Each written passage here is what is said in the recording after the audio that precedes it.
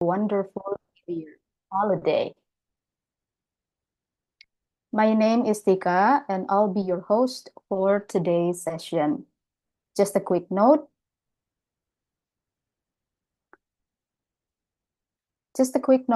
My camera isn't working today, so I'll be off camera. I'll still be fully here to guide the session. We are happy to see participants from different professional levels today, from junior, middle, to senior professionals. Today's session is designed as a sharing session, so we hope it will be insightful, practical, and useful for everyone. Before we begin, I would like to share a few quick guidelines. Please keep your microphone muted during the presentation to avoid background noise. If you have any questions during the session, feel free to type them in the chat. We will have a Q&A session at the end. If you experience any technical issues, please let me know via chat.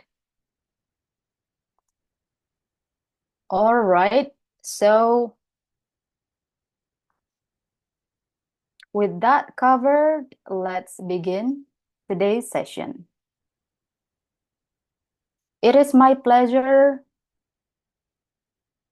to introduce our speaker for today.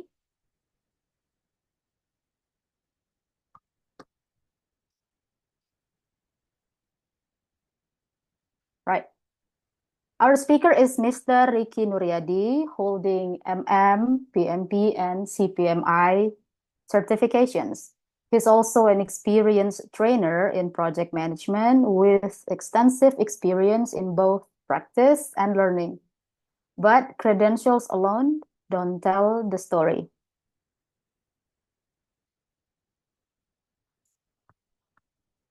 So,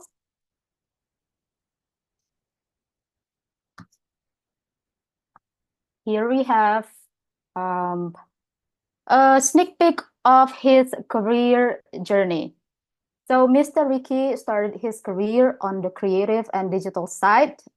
Back in the early 2000s, he worked as a game project lead building digital products from the ground up. At this stage, he was mainly working on digital agencies, creative studios, and game development. And then continue, as digital projects became more complex, his role shifted. He moved from designing screens to leading digital projects. Here, Mr. Ricky worked closely with developers, business teams, and clients, managing web, mobile apps, and ERP-related projects. This exposed him to IT services, digital consulting, and enterprise systems. After that, his career took an interesting turn from external digital projects into large corporate environments. He worked in corporate communications and change initiatives, supporting ERP and SAP implementations, and helping employees adapt to change. This is where he entered large enterprise and corporate settings, especially organizations dealing with system transformation. And then Mr. Ricky went deeper into the people side of projects. He became a change management project manager and leadership coach, working with leaders, supervisors, and frontline teams, not just managing projects, but he was helping people accept, adopt, and sustain change. Most of this work was in heavy industries and large-scale operations, including the mining sector. All right. All of these experiences eventually came together. In recent years, Mr. Ricky has been involved in enterprise digital transformation programs, working with PMOs, executives, and cross-functional teams. Today, he focuses on what he does best, training and developing project managers, combining real-world experience with global frameworks like PMP and CPMAI. His work now spans training, consulting, IT transformation, data, and analytics across multiple industries. So, when Mr. Ricky talks about project management today, he's not speaking from just one role or one industry, but from 2 decades of experience across digital, enterprise, mining, and transformation projects. If you would like to stay connected or explore more of his work, feel free to connect with him and follow his insight. So, without further ado, let's welcome our speaker today, Mr. Ricky Nuriadi. Feel free to give a virtual applause using the Okay, reaction. thank you. Thank you, Tika, for such wonderful introduction. Thank you. Okay. Oh, can you? Okay. Thank you, then. Uh, Hello, everyone. Uh, Good evening from Jakarta, Indonesia, and a very good day.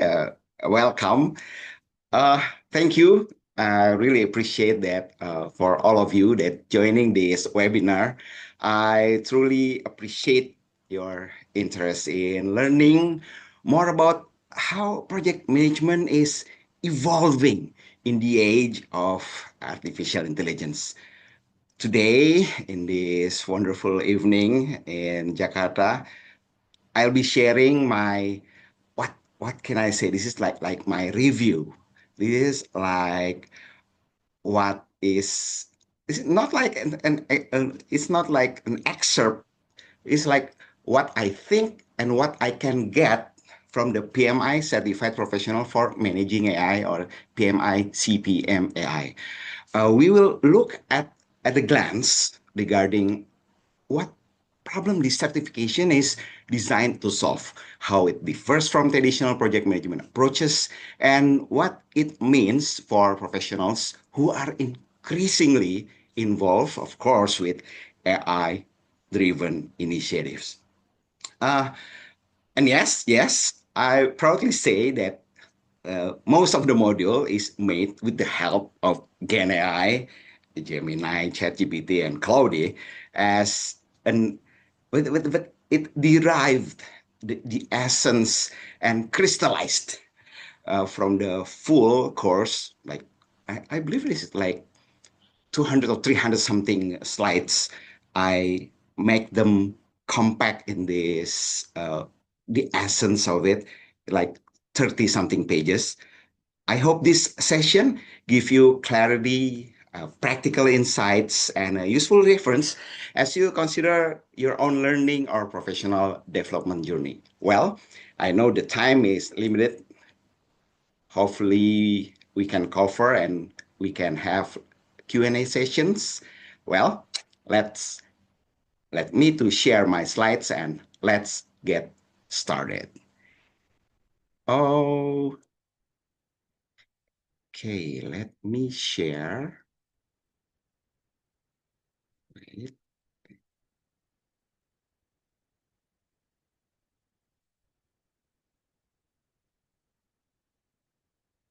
Okay, is my screen showing? Is it okay? Please give me thumbs or clap if it's okay. Oh, good, Ricky. Carry on. Okay, sip. Thank you, Supri. Thank you, time.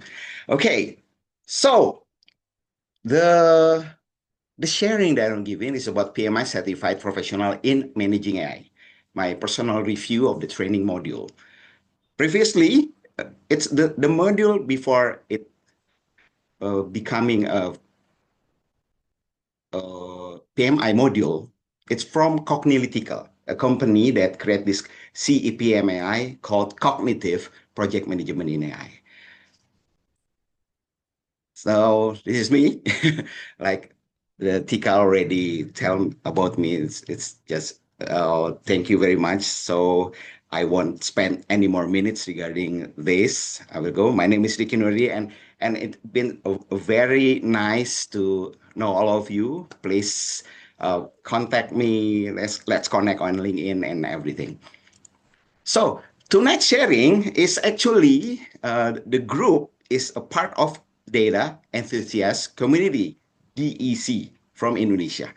And the subgroup is Fun Professional English Group, FPEC. So we decided, why don't we share something in full English So it's for the club, it's for the WhatsApp group, and also for us to learn beside the content of the sharing, also to learn, encourage. So this is just me starting this sharing session, and I'm inviting everybody in the club, everybody in the WhatsApp group to share, especially everything that regarding the data and projects and IT, AI, everything. So let's me introduce what is PMI-CPMAI. This is the latest, the newest certification from PMI. It's called the Certified Professional in Managing AI, PMI-CPMAI.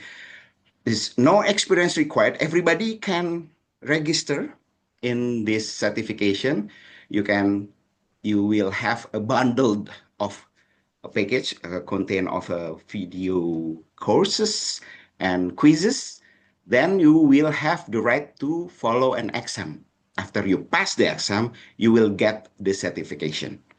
I think in Indonesia, it's only 5 people. And I don't know, after this, I've heard that some of my friends are planning to get the exam too. So this is like the license, your license to lead the future of AI with PMI, CPMAI. You'll gain the tools to build with AI effectively, giving you the playbook to secure AI success. Now, before we deep dive into the CPMAI, I like to share about the evolution of AI. And this is, I just, you know what, that it's interesting that the roots of AI, it's all the way back to the 1700. It's the base of AI. It's Thomas base is in mathematical roots. Then it's continue in 1940. It's called the perceptron. It's like the I believe this is like the embryo of what like neuron and NLP in today LLM. But of course, it's not like anything like this. It's a lot more primitive, but it's the first artificial neuron. Then the idea is there, the theory is there, the practice of AI is there, but it come into AI winter because the ambition is big, but the technology is limiting and become a constraint.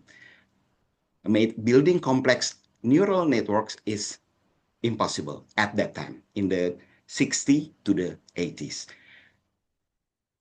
It's like hitting a wall there. There is no further improvement further than that.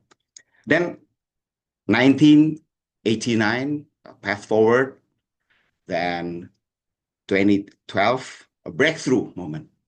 This is GPU powered network wins the competition. Then it's driving AI into high gear.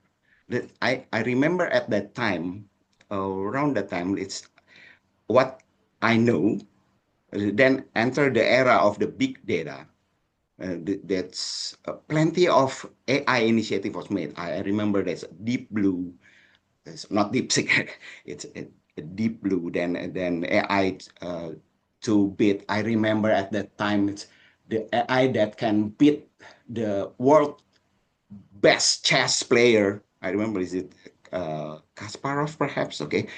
Then DeepMind AlphaGo defeat Lee Sol.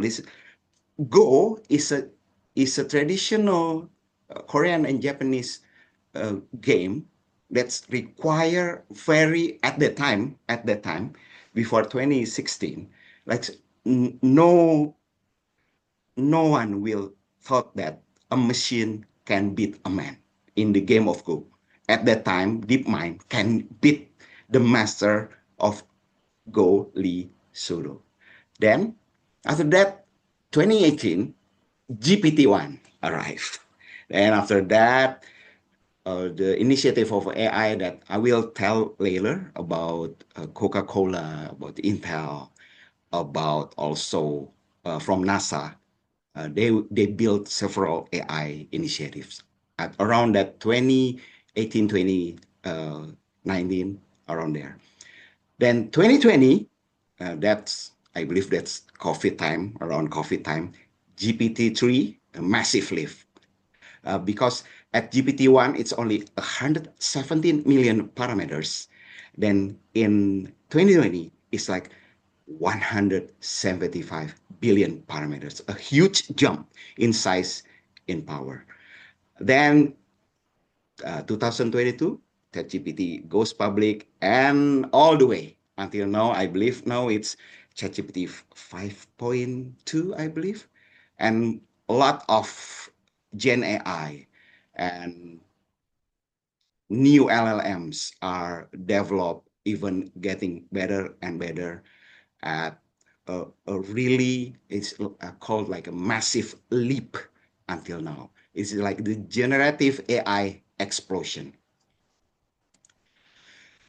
So along that time, there is a lot of corporation, a lot of enterprises is making an AI projects. Okay, and AI projects crumble at a very foundation level. If anybody had any project management training, you will get very familiar with that saying like 70% projects fail, right? Now, AI project is 80% or more of AI project fail to deliver their promised impact or never move beyond the prototype stage. If you can Google or you can ask AI, there will be a lots of example like from IBM, Gartner, even from some consultant from McKinsey. They're saying not even 80%, but more than 90% like AI projects fail. These failures are not due to the technology itself, but how the projects are planned, managed, and aligned with real business needs. The common pitfalls are like lack of clear business alignment. That's not AI. Lots of projects having that kind of pitfalls too, but then neglecting data feasibility. The teams just jump into development without validating if they have the right data, quantity, and quality. Then is when they launch, when they implement, they have no plan for continuous updates, no iteration after that. AI treated as a like one-time project, ignoring the need for monitoring and training to fight to combat the model drift. We will talk later about model drift and data drift later on. So, uh, most of the part when we talk about CPM AI phases, the company are like building their own AI, building their own LLM, uh, choosing algorithm, training their LLM. So most of us will ask, oh, why don't use the already on the market Gen AI? So the reason is this like four biggest, the biggest LLM or Gen AI risk that all leaders must know, all project practitioners must know. First is the hallucination, all falsehood. Well, yes, along the time, this is getting more and more better. We can solve that hallucination parts, but it's still there. It's still there. Since large language models are text predictors, not fact databases. They can generate confident but entirely incorrect information. Next, the IP thing, the intellectual property and misappropriation.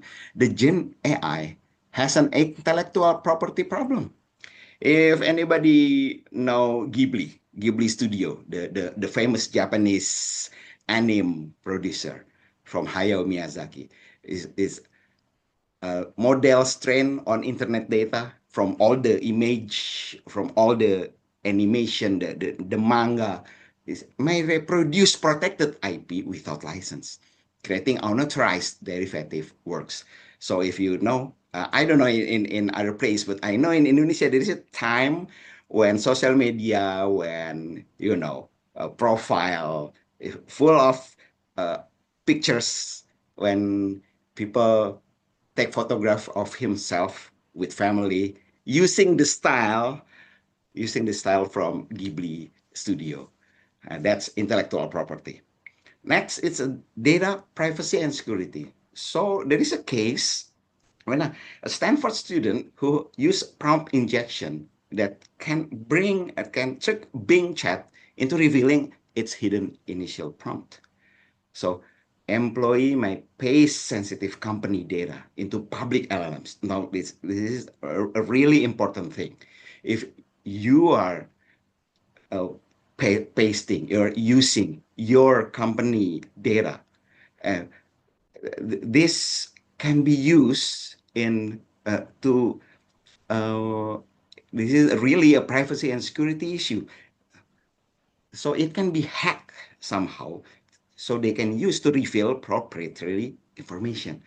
So please, very, very careful when using your company data using the public Gen AI. The latest from the four is bias and discrimination.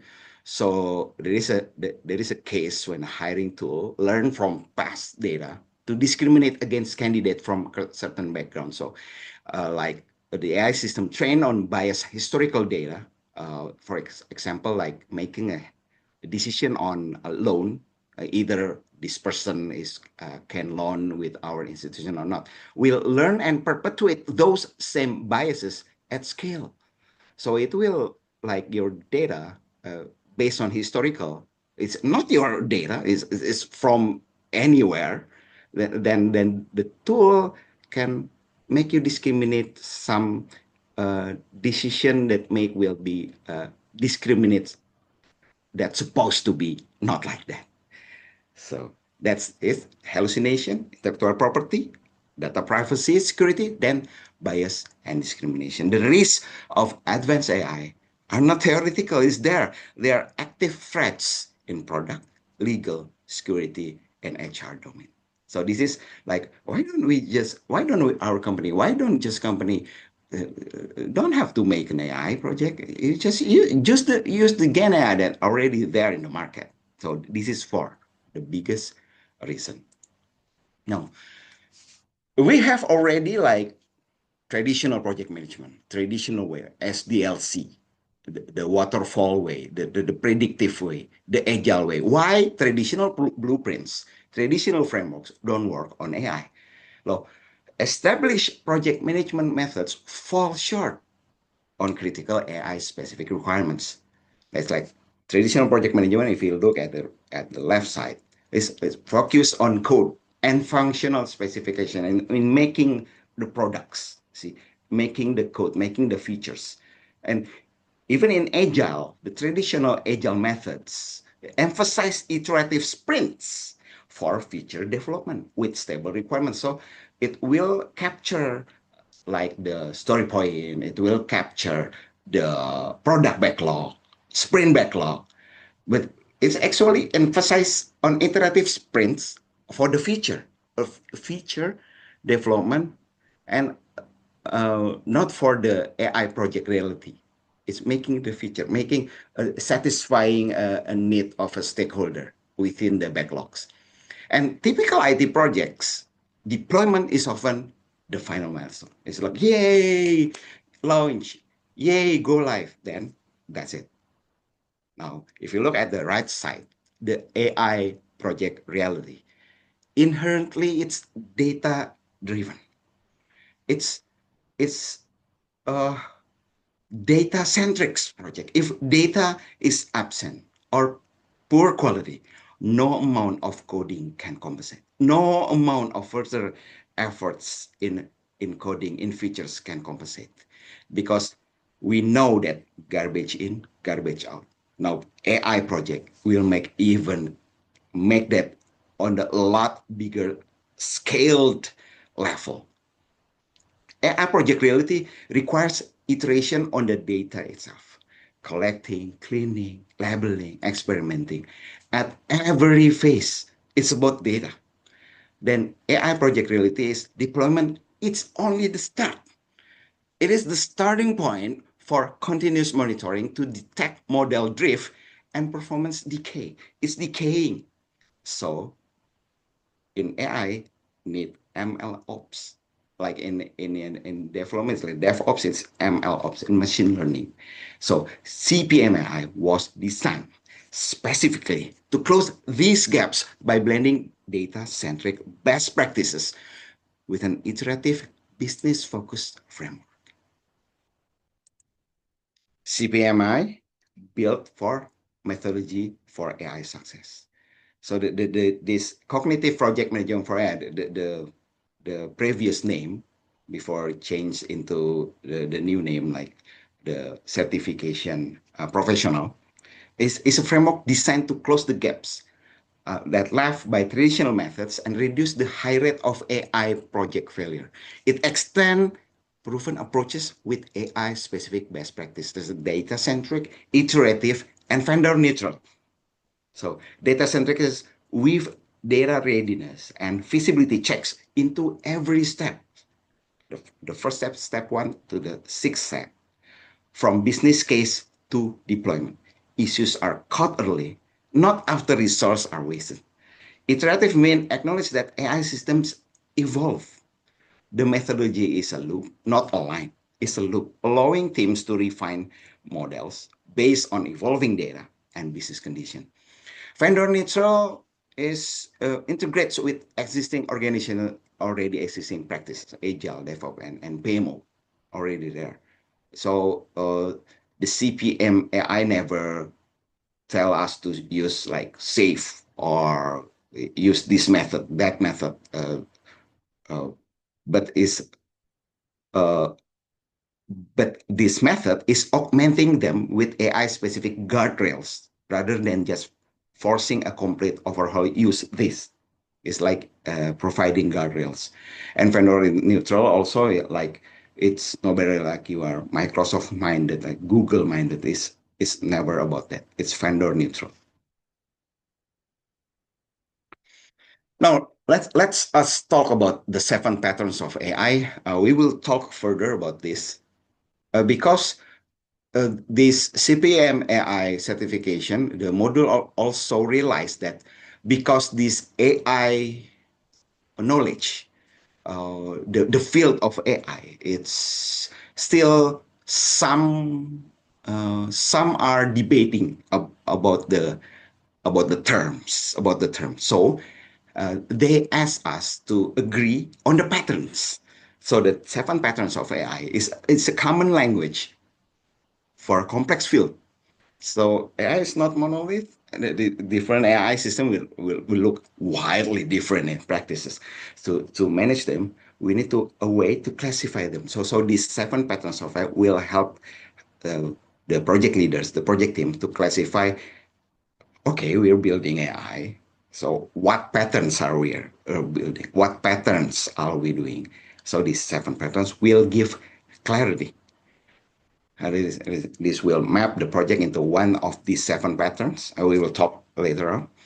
This is a shortcut to technology decision, more accurately gauge the required data, because when we define, oh, this is the pattern of, okay, let's use this data, then it's a better scope the project to address specific needs. This is the 7 patterns of AI that I will talk later on.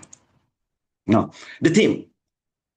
So, if is anybody here is familiar about from the book of data governance, like uh, what we call the book, the data. So, it's mentioned about data steward and uh, about the position that who responsible for data. And in CPMAI, it's also remind us that that specific uh, team role, the data steward, is important because he owns the data quality, access approval, definition, lineage from all the way from the beginning, and data governance decision. This is the data steward. This is one role. Of course, executive sponsor, we already know from every project, we'll have executive sponsor. Yes, a project will have a project manager. This is what we call AI project lead that oversees that this CPMI process and stakeholder communication. Then, of course, we'll have the domain expert, the business process owners, the business analysts that ensure alignment with business objectives. And now this is like data scientists and data engineer are the utmost like the core role. This is the core function of AI success. So the data scientists will build and validate the models along with the ML ops who manage the deployment, the version control and monitoring. And the data engineer, he they who build and maintain the data pipeline. And this is I cannot put this more this is a very important role, the data engineer that builds and maintain the data pipelines. So if you like see all of this cross-functional team for AI success, the key takeaway is success depends on seamless teamwork. Of course, teamwork is important across this technical and business domain, supported by strong leadership. But you will see the data roles are important, especially data engineer and ML ops to monitor and version control and manage deployment after the fifth and sixth phase. Okay, now we will starting to discuss the sixth phase. So the CPM AI framework is mostly known for its six-phase iterative life cycle. So if anybody is already perhaps in data projects, perhaps this is look very familiar. Yes, because this is indeed inspired by CRISPDM framework. It's a cross-industry standard process for data mining. And yes, central of this phase are necessity of data and alignment with business needs. So if we look at this, the first phase is business understanding. So we establish the problem, define success, confirm AI is the right solution. So it's the first phase you must confirm. Is AI the right solution? This first phase. Then determine which from the seven patterns that we talked before. We'll deep dive later on. Then the second phase is data understanding. So it's like in the inventory, the data sources, the availability, the access, quality, quantity, relevance, correlance to the business goals. Then the third phase is data preparation. This is like the heavy lifting and discipline of data cleaning, labeling, building robust data pipelines. This is the term heavy lifting. I find it really relatable because like having a success AI is like having a good triceps and biceps when you join a fitness club. You're having six pack, a really good V-shaped body, and the heavy lifting. It's from the phase three, the data preparation. Then the fourth phase is model development. It's like selecting the algorithms. We'll talk about the algorithm. To be so honestly, I'm still learning about the machine learning and the algorithm, but I kind of get some of the knowledge, and this is the phase where we will train the model, tune the model, and leveraging the pre-trained option where possible. Then is the fifth phase, the model evaluation. And in this phase, rigorously test the model against its both technical and business performance matrices. Then the sixth phase, this is not the last phase because like we said before, this is the beginning. This is the beginning of the next iteration. In model operationalization, we deploy, monitor, govern the model in production environment while always prepare and evaluate for the next iteration.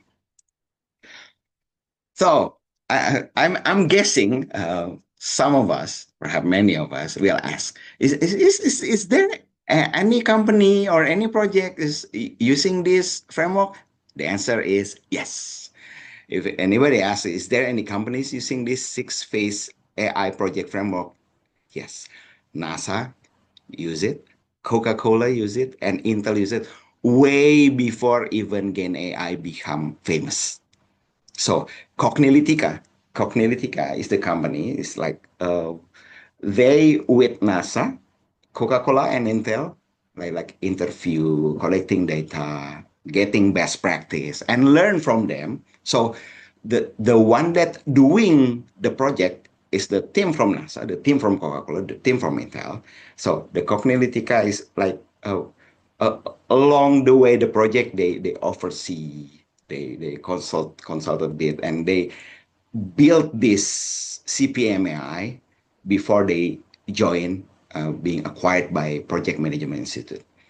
So, and Project Management Institute itself is like the most known certification institution in project management.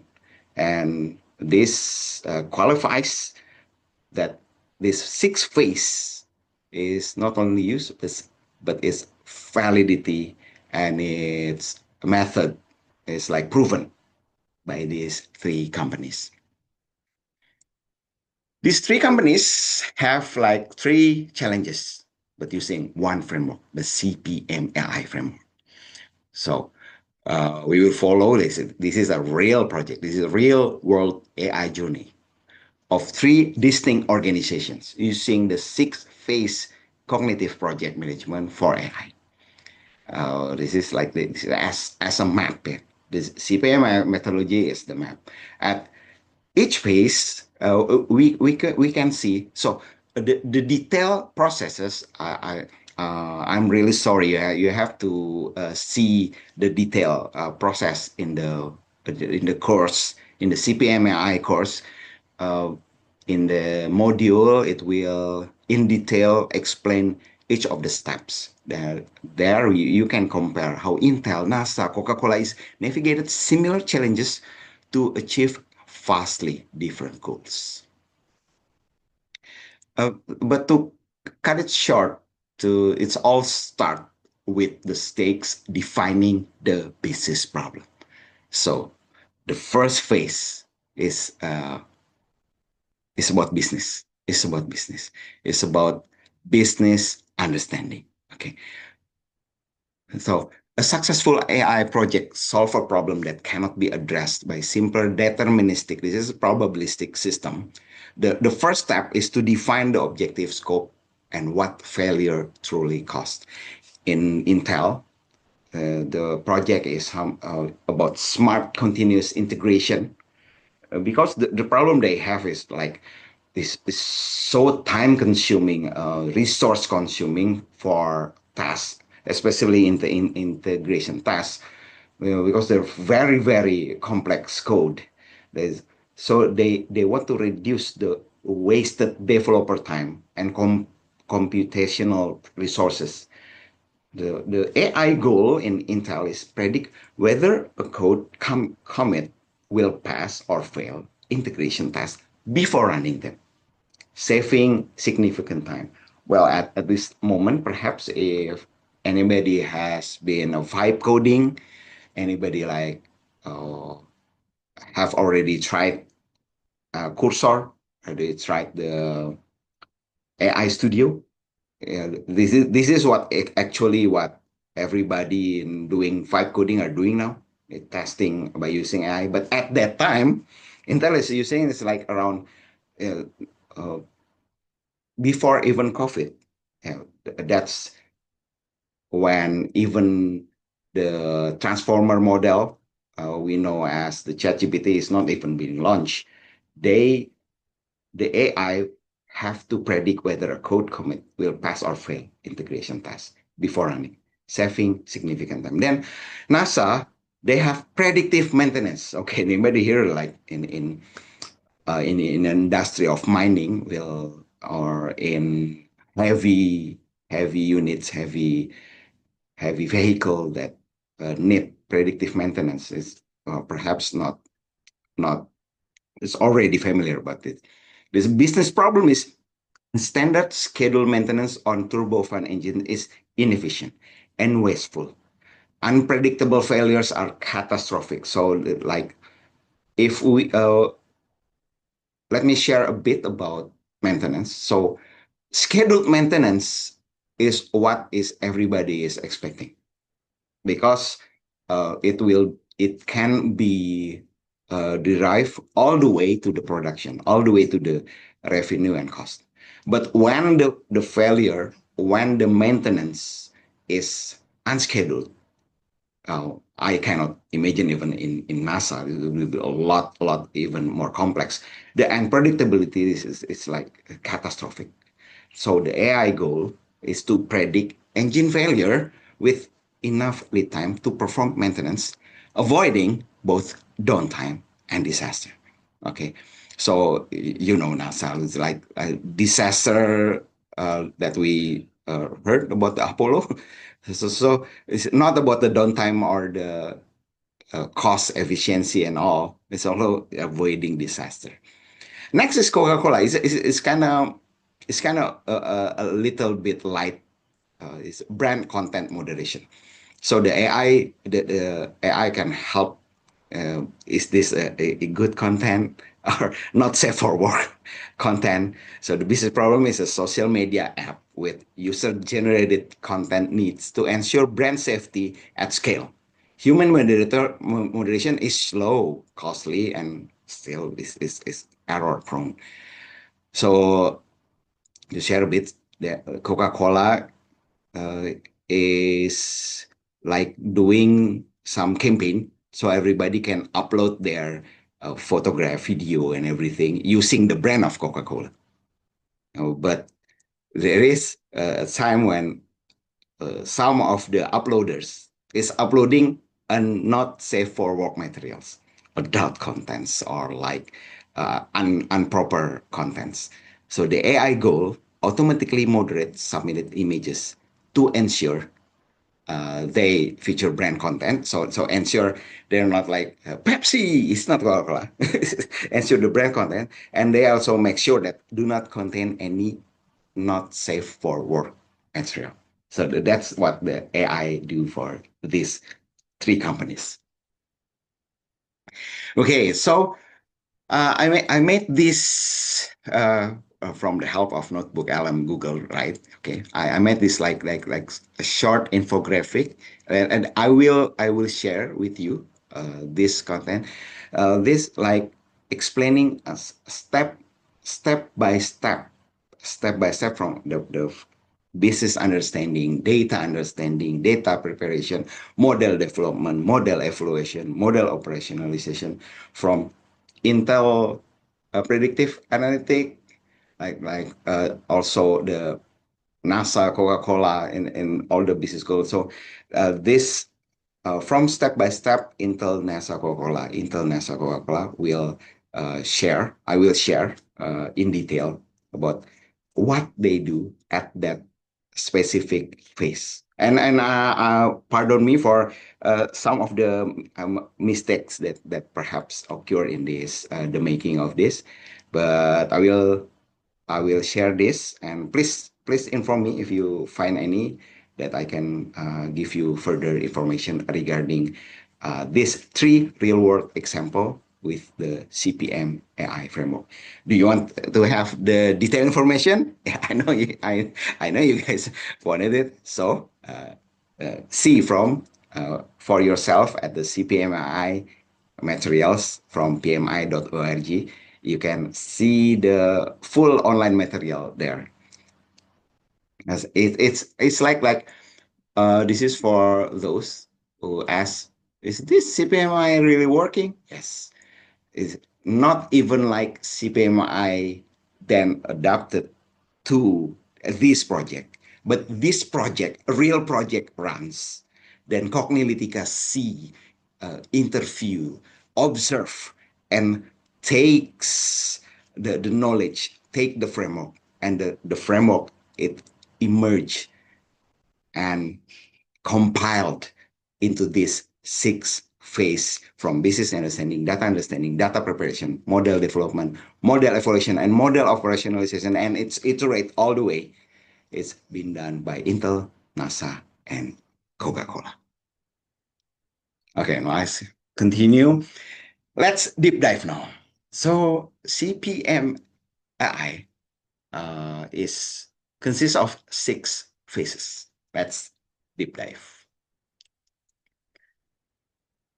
Before we enter the first phase, the first critical checkpoint. So if you get into the training materials from the CPMAI course, you can download a file that can help you assess like go, no go assessment. This document will have plenty of checklists from the first phase to the 6th phase. Then this checklist can help you to determine is your AI project go or no go. Now, before we proceed, this is an AI project require alignment across 3 feasibility pillars. In a single area, is the answer is no, is not check, then you have to pause, revisit earlier steps, or adjust scope. You cannot just, okay, this is like 10 is we okay with the 9. This is only 1. We cannot check.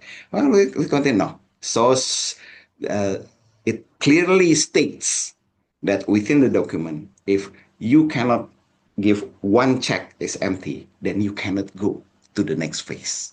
Okay.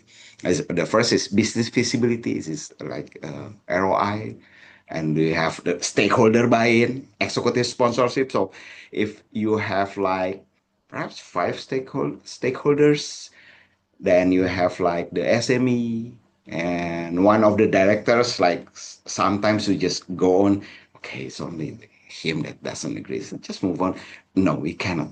You have like total stakeholder buy-in, so you can go to the next phase. Then the data feasibility is the required data available, accessible, and sufficient quality. Are there major privacy, governance, and bias concerns? If this cannot be checked, then you have to pause, revisit earlier steps. Perhaps you have to adjust the scope, you have to fix the process, everything. You cannot move to the next phase.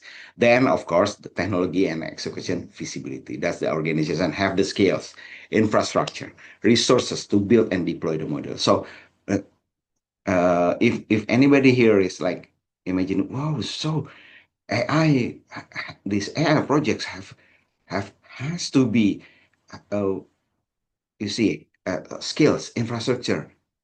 Wow, these have to be big projects. So this also reminds us not every project is like big projects, like take 100,000s. Perhaps if your AI projects only have need such amount of skills and in small infrastructure, then you can go. Yes, you see. So you have to determine the scope all the way from the beginning of the phase. Okay, now the first phase. Okay, this is the first phase. So there are 6. It's the first phase, the business understanding of CPMAI, aligning AI with business. The objective of this phase is to ensure the project targets are well-defined business problems. Well-defined. It's a clarity, total clarity. So has measurable success criteria. The matrices, the KPI, it's measurable and well-defined and has stakeholder buy-in before the resources are committed. So the classic projects like one sponsor, like, okay, you get the budget, let's just run. Sir, sorry, but Mr. X and Miss Y from the finance there is not clear enough with our project. So we must go, just go. Let's go, bro. Don't make them like to hinder, you know. So This also teach about good stakeholder management. A stakeholder buy-in on the first phase is really needed before you move.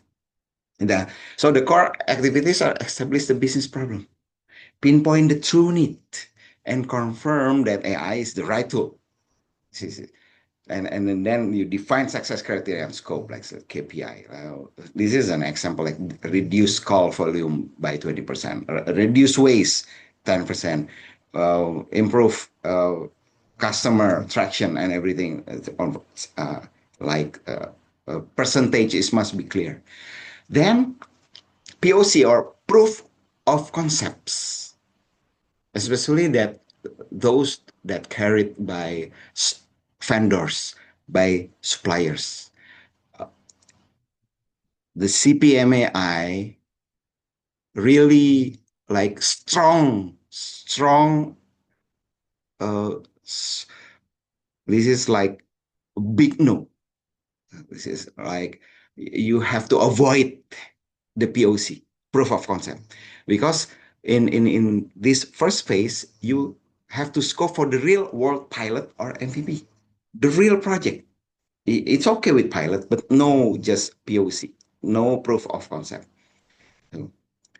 Because there is a story, there's several stories in the CPMI materials that tell about where at the POC level, the product, the AI product is like, wow, it's really good. But when implemented in the real environment, it's like uh, it failed totally. It's like, so no POC, avoid POCs. Then you determine the AI pattern. So what is the pattern from the 7 AI patterns, like predictive, analytic, recognition, to clarify data and resources need upfront. So for the IT team, what are for the technology team, for the IT team? So most of the project will be, yes, we'll need IT team. So consideration are in participating to feasibility checks. The the IT team max, like, is the required data available? Does the organization have the infrastructure to deploy the proposed model? So from the first point, this will become the assessment go no go. And this is one of the, besides you have to avoid the POC from the vendor, from the suppliers, the CPMI also told us to avoid the cool factor trap. So help to steer conversation away from magical AI capabilities toward a more logical, more pragmatic, more realistic solution with clear documented goal, clear measurable metrics and measurable success criteria. Because it's often like stakeholders think that AI like a magical solution. Like, oh, if we install this, then we can have us. This will help our company to overthrow the competition without even defining what is the success criteria, the measurable success criteria.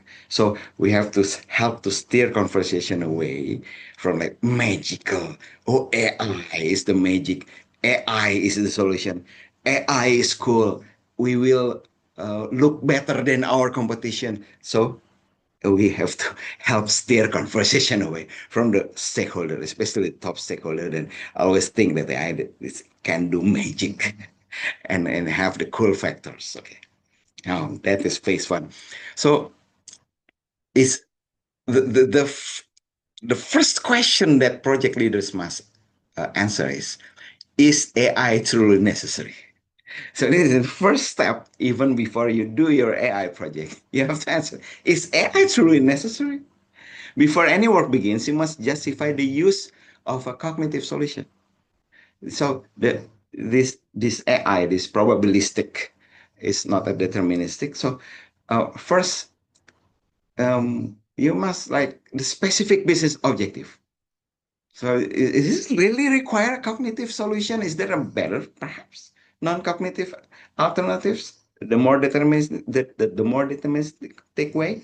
The like simple automation, business intelligence. Perhaps it's just business intelligence will solve it. Perhaps like you tidy up better your standard operating procedure and do the business process engineering manually. Perhaps it will solve everything. You know, make sure this is really require a cognitive solution. Then does it solve a problem that can be done with simpler or predictable deterministic systems? Perhaps other, tools that it doesn't mean have to be AI. There are a lot of tools that not AI powered that can solve the problem. Then is it a cognitive appropriate problem? Because some of the problem is not cognitive appropriate.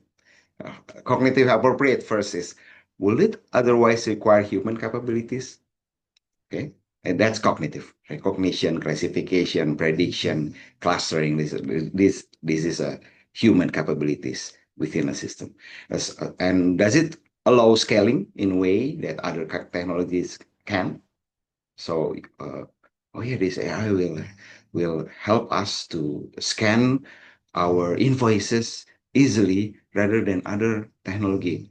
Oh, okay, and its scale is it the scalability is okay? Yes, it's really scalability. We can use from one office to other 10 to 20 branches. We can use. Oh, okay, and this allows scaling in a way that other technologies can. Then is it dull, dear, dangerous, dirty, demeaning? Okay, and now that's a cognitive appropriate.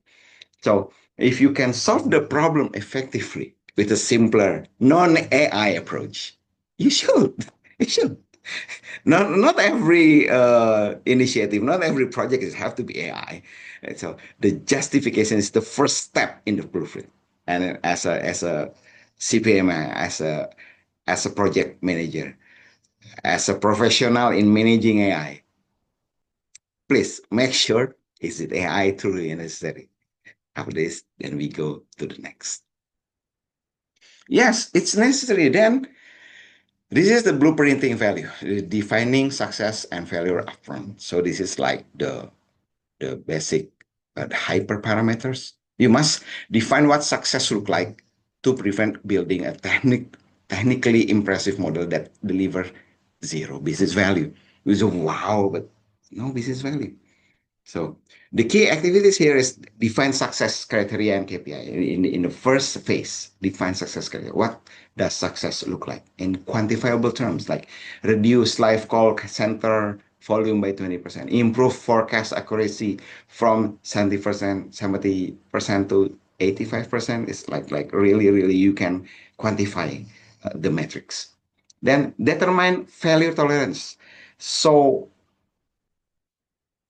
in risk management, the failure are still the chance that we have to mitigate. And in determining the failure tolerance, what are the acceptable error rates? This is a business decision. This is not a technical one. It's like the TP, FP, TN, and FN. It's true positive, false positive, true negative, and false negative. Of true positive is like the AI doesn't. Oh, yes, this is the one that is true positive. False positive is yes, this is the one, and that is not. I see. So let's say in finding fraud in a process of loan process, then finding fraud. Yes, this is a fraud. Okay, then that is true and it's true positive. This is a fraud and this is not. Then it's false positive. True negative and false negative is also easy. It's really business decision.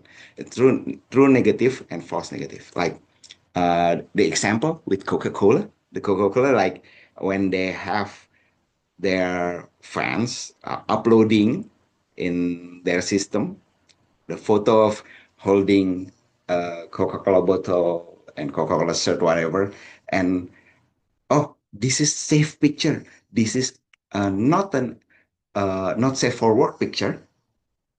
And that is a true negative. Okay, negative. This is not not safe for work picture. False negative. That means when the AI found, oh, this is safe, this is negative, this is not a not safe for work picture, that is false negative. So uh, determine the failure tolerance. Then identify critical failure modes. What happened if the project succeeds? What happened if it fails? I think this is like mostly like common project management mitigation in identifying risk is a critical failure modes. What happened if your project succeeds? What happened if it failed? What are the worst case? In the first phase, you have to identify that. So the key to this AI project success is identifying the smallest deliverable cognitive project that provide the most immediate ROI, the smallest cost for the biggest return. That is the project success, the key to project success. In this phase also, there's about governance. In CPMAI, it clearly states that AI must be ethical, that AI must be responsible, that AI must be transparent, must be governed, and must explainable. These five are must be designed all the way from the first phase from this AI project. We design trustworthy AI from day one. So it's really a waste. It's really sad now, despite all the AI, Gen AI, and everybody is already using AI. But when I ask companies, when I ask the HR guy, when I say, have you made an AI governance? Can I see? No, they don't have any AI governance yet. This is like as how ethical is the AI? How responsible is it? Nobody think. And this is have to be determined. The AI must be ethical, responsible. Okay, okay, but perhaps this is my imagination. The imagination. You can take this as a joke, But if anybody here have watched the Terminator movie, the Arnold Schwarzenegger, now that happened because Skynet, the enemy, the AI in the movie, is not thinking about this when they design the AI. It's not thinking about the ethical AI, the responsible AI, transparent AI, governed AI, explainable AI. So this is now I don't know, it's inspired by that movie or not. I don't know, so it's a main concern. One of the main concern of the project leader in AI projects are, please, in business understanding, the first phase, design the trustworthy AI. Okay, after the first phase, okay, let's say you have check. Okay, then we understand the business. We know what success looks like and everything else. The AI is ethical and everything. Then we go to the next phase, the data understanding. So this is like assessing the feasibility and governance of the project.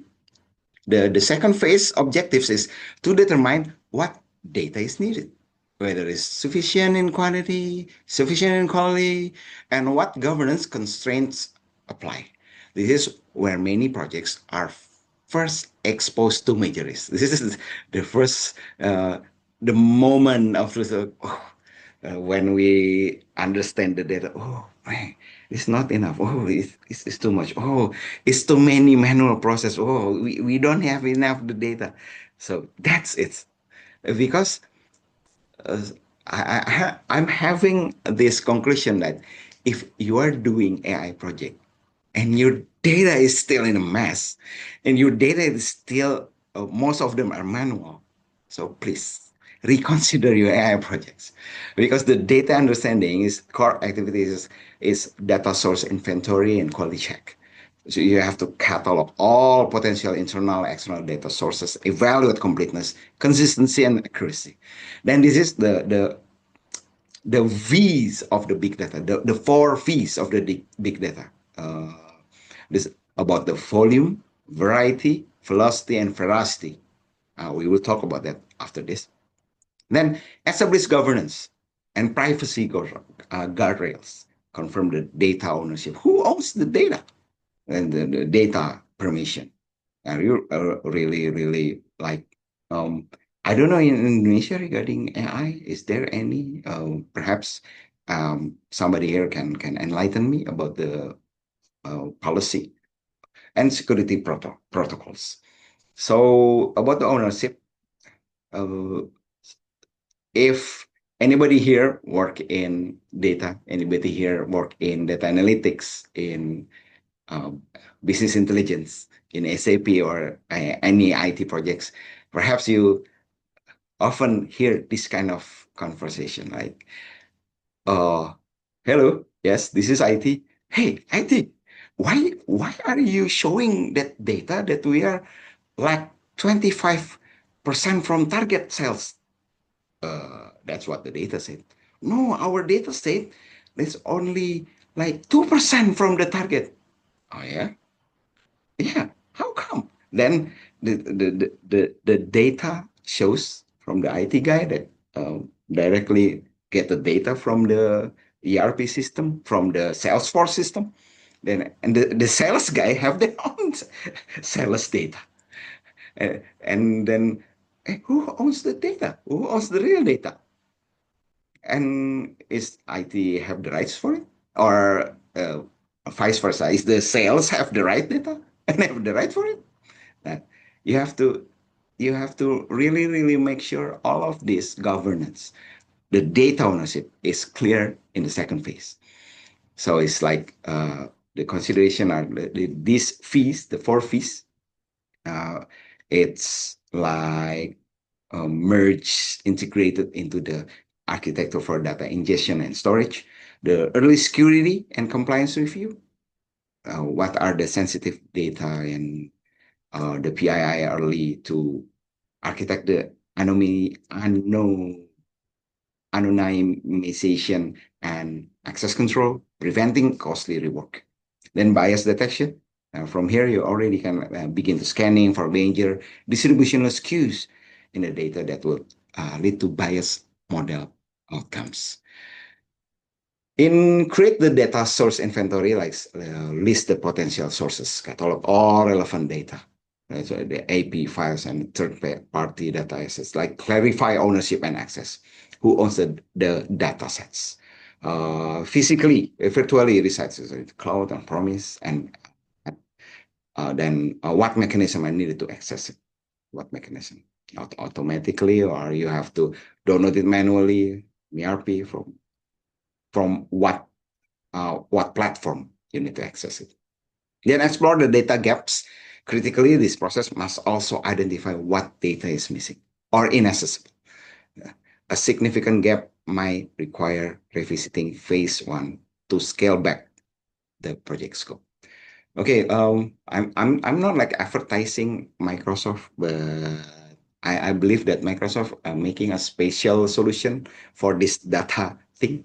They make the Microsoft Fabrics, uh, like the ultimate data uh, storage for the AI needs. But yeah, you have to research yourself. But that was, I believe, that Microsoft was already doing in the last few years. Then, oh, this is the four V's. Okay, to profile each of the data core characteristic. Understanding the nature of your data is crucial for planning. So the four V's provide a framework for this assessment. First, the volume. How much data is available? Some AI models require vast data sets to train reliability, which can introduce processing or and storage complexity. How many gigabytes, petabytes, perhaps, of how much is data? Then velocity. Velocity, is it the real-time streaming data or batch? You have to aggregate and collect the data first and send it like daily, weekly. Uh, and updated periodically, now monthly perhaps, or real time, in seconds, in minutes, in hours. This is the velocity. This dictates the design of data pipelines for applications like fraud detection and demand planning. It's in some batch. Then fraud is in real time. Volume, velocity, then variety. Then variety is in what formats does the data exist? Is it structured and it's already in table? Is it the table is okay? Is it proper or unstructured? Is it like image, text, sensor data, sound, perhaps emails, meeting recordings? Most real world data is unstructured, so it's the variety. Then veracity. The veracity is how trustworthy is the data. Is the then assess for errors, missing values, biased samples, unclear data provenance, its origin, provenance, the origin, from where is data, and the history of alteration. Is this data has been modified along the way? Is it data like sensor data?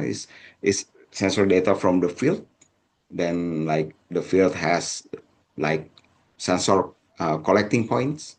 It is analyst. Then you get the data. Is the alteration been done in the middle of that? Veracity also said about the validity of the data. Is the business process owner validate that data? Is the data scientist already like approved the formula? The how the data is validated. That is veracity. So profile each of the data core characteristic is volume, velocity, variety, and veracity. Ah, after the second phase, then come the third phase. Okay, I'm looking at the uh, time now. It's 9. Okay, I think we can go. So there is time left for Q&A. The third phase is data preparation. So this is engineering the fuel for AI models. This is all the way from data. When you understand the data, then you prepare the data. This is the objective of this phase is to transform a raw, messy data into clean, labeled, reliable format ready for model training. This phase often consume like 80% of the project time. And this is where anybody here from the uh, data enthusiast community. So this is where the data engineering works here. This is like data wrangling and cleaning, like consolidate sources, parse, transform formats, cleans, duplicates errors, and handle missing values, like interpolation, extrapolation, anything like that to make data is more proper. Data labeling, annotation, apply necessary labels for supervised learning, using in-house, external crowdsource strategies. Well, you have to augment the data where necessary, then develop data pipelines. You build automated and repeatable ELT, ETL, the pipelines for both initial training, for the starting training at the phase 4, and ongoing inference in production. So, and consideration for IT, like built for production, not just protect. So the key output here is maintainable pipeline, not just one-off script. Emphasize automation, documentation, version control for data transformation. And this is also resource planning, acknowledge the 80 effort rule in the project timeline and resource allocation, because uh, not only on the medium size, even in big size company, the data here is still challenging. There is a lot of those data engineers working like tidying up all the data, data wrangling, cleaning, labeling, annotation, and things. So, and scalability, ensure the pipelines can handle feature data volume and velocity as the AI solution scales. In data preparation, there is three pillars. In data preparation, that's data wrangling cleaning, data labeling annotation, and data pipelines, like I've said in the previous slides. In data preparation, so it's like consolidate resource, parse and transform, cleanse and repair, anomalize and standards. It's like before, it's like the APIs and the data, all the data is like in a mass. Then you wrangling and cleaning process to make it really structured. It's make it a data sets. It's really a clean, structured, ready to use. It is prepared for training the model. We consolidate the source, like for multiple location, the database API warehouses into a consistent format, uh, parse and transform, like the symbol, the dates, times, address, this format. Then cleanse and repair, as the interpolation, extrapolation, missing values, remove duplicate records. So yes, because garbage in, garbage out. AI make things fantastically scaled into level of huge. AI help things and make things a lot faster, a lot bigger, and a lot uh, and bigger risk, because bigger garbage will result in a bigger and a lot bigger garbage out. So this is the important phase here in the first pillar. Then the labeling process, you define the labels. It's according all of companies different. They annotate the data. Then quality assurance, make sure it's consistent, make sure it's accurate and everything. Then building a repeatable, scalable data pipelines. You make sure, like from ETL, transform, anonymize, and validate to make the result is training data sets and live data for inference. You like gathers the processes, the historical static data for initial model training and retraining, then handles incoming real-time or batch data once the model is operational, applying the same transformation. Okay, after you prepare the data, let's say you have check, you assess, you prepare to move to and ready to the fourth phase, model development. So it's from prepared data to the working model. The objective in this phase is to select a right algorithm and tools and train, tune a model, and systematically track experiments to create a working AI solution. The core activities in this phase are algorithm and tool selection, of course. Choose algorithm based on the problem, data, and trade-off between complexity and interpretability. In the next slide, we will see like some of the algorithm are suitable for certain kind of tasks. Then leverage pre-trained and foundation models, like there is off-the-shelf API, transfer learning, fine-tune foundation model for the large language model, and etc. to dramatically accelerate development. Yes. So at this phase, we can use the already existing LLMs. Then we tune, iteratively train the model, adjust hyperparameters, and use techniques like early stopping to prevent overfitting. Okay, what is overfitting? We will talk later. There is underfitting and overfitting.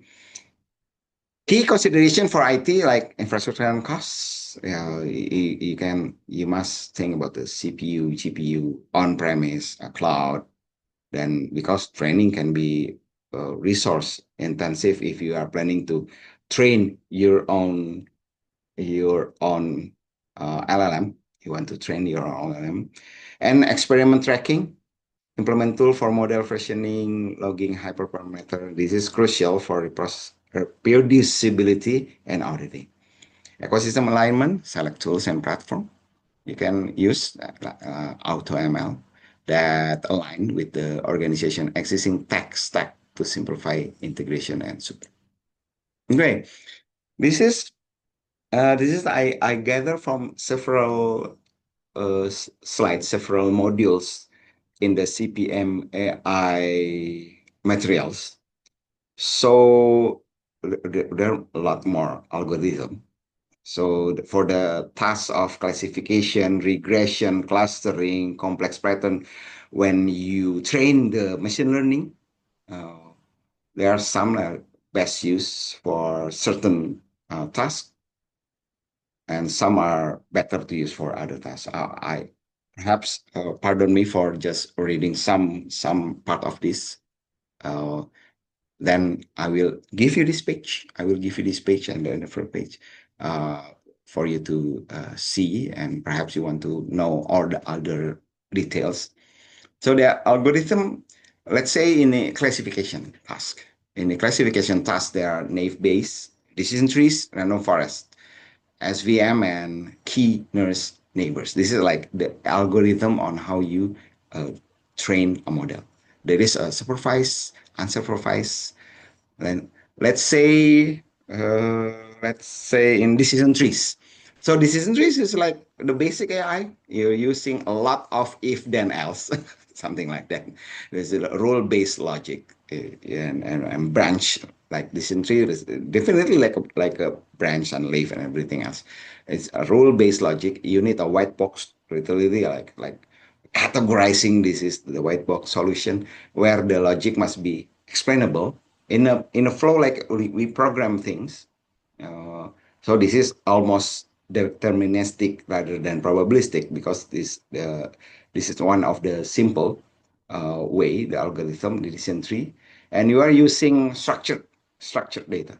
If you this then this, if this, not this then go to this. It's really rule based logic. For example, is loan approval. If income more than X dollars, and credit score is more than Y, then approval. It's simple like that. Then there is a random forest. Yes, there is trees. There is a forest. So the random forest is actually like the wisdom of many rule-based logic, wisdom from many decision trees. When you need a higher accuracy than a single decision tree and want to avoid overfitting, these combine multiple trees. They call also this ensemble method to reduce error. For example, it's like a customer churn prediction in telecom. Combine many decision trees to decide if a customer will leave. Usage trend, monthly bill, tenure, primary payment delay history, etc., etc. So perhaps some of you will ask, why must we train like using this algorithm? Isn't that the AI that already in the market already have that kind of level of logic? Yeah, and yes, because most of the Gen AI um, in the market, it's already like neural network and deep learning is LLM is the algorithm is super complex, and yet they are not our own LLM. Like I said, there's a four big risk in using an already off the shelf products. Right? So this is the algorithm is used to train uh, your own AI models. Well, it is a super factor, and the rest, pardon me, please read further on. I will continue to the next. It's basically saying like several learning algorithm. It's used for a certain task. It's mostly like classification, regression, clustering, and there is a complex patterns. This is like you train your own AI model.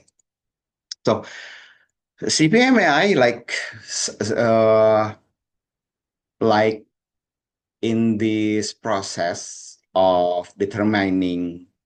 This is like the fourth model development. In the determining is not like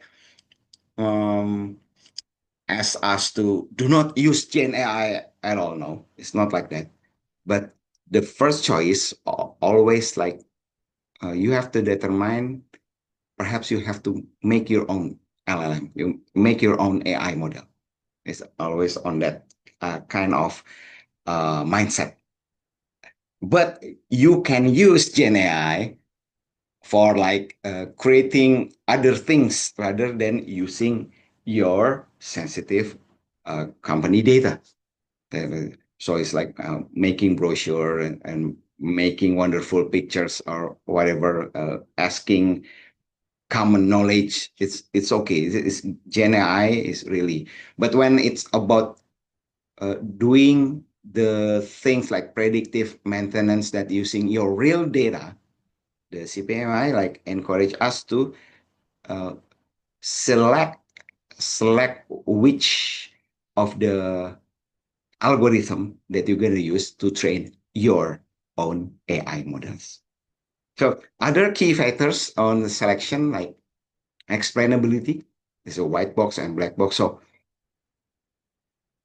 oh, I don't know how to explain this, but most most of the practitioners, most of the AI practitioners are having difficulty in explaining what happened behind the AI. So that is explainability. So if when there is a scenario when if your company, if your team is audited on making such a decision, let's say the decision that make a controversial results, then in these explainability factors, you have to explain why the AI have that kind of result, why the AI have that kind of logic, that kind of algorithm in making that decision. Let's say like when you are, I'm taking this to the extreme level, like you have to fire like 200 people. You have to, you have to close a factory. You have to close 10 branches from the 20 branches that your company have, and it's impacting. Then perhaps you go to the uh, been challenged, then you go to the court and you've been audited why you have this decision. If you like, well, the AI made it, can you explain the algorithm? Then you cannot explain that. That is what explainability about.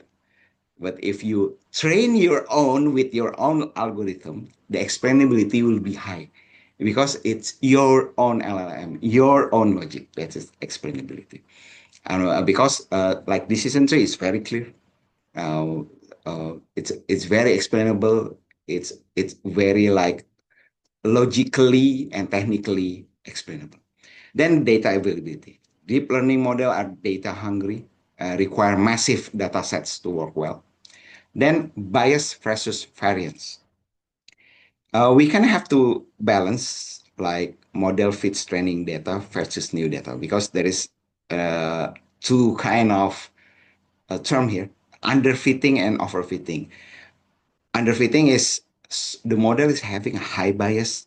It's like too simple, generalize a lot.